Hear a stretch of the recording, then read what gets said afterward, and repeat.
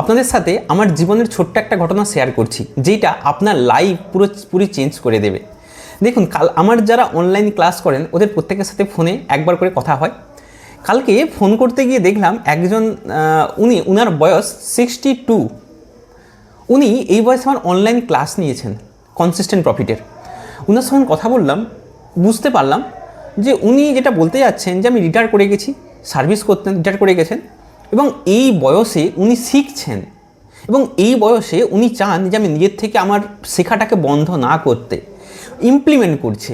আমি ভাবলাম ওনার কথা যে আপনি 63 বছর বয়সে এত আপনার শেখার ইচ্ছা, আপনার এই শেখার ইচ্ছা আপনাকে বাকি টপ মানে ভারতবর্ষ বা পৃথিবীর টপ 1% মানুষের মধ্যে আপনি পড়ছেন। কারণ বিশ্বাস করুন, শেখার ইচ্ছা মানুষের থাকে না।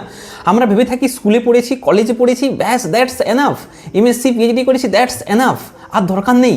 ভাবুন, শিক্ষা এমন একটা জিনিস, যতদিন আপনি চালিয়ে যাবেন ততদিন আপনি গ্রো করবেন, যেদিন থামিয়ে দেবেন আপনি বন্ধ করবেন। অনেকে ভাবেন যে আমার ইনকাম বাড়ে না, আমার আয় কম। আপনি শিখুন, কোথা থেকে শিখবেন? না, যারা ইনকাম করেছে, হতে পারে যারা ইনকাম করে তাহলে ইনকামের বই পড়ুন, অথবা ইনকামের কোর্স করুন, বা ইনকামের ভিডিও দেখুন কী করে ইনকাম বাড়াতে হয় এবং তারপর স্টেপ নিন। তাই বিশ্বাস করুন, জীবনের শেখা এটা খুব গুরুত্বপূর্ণ।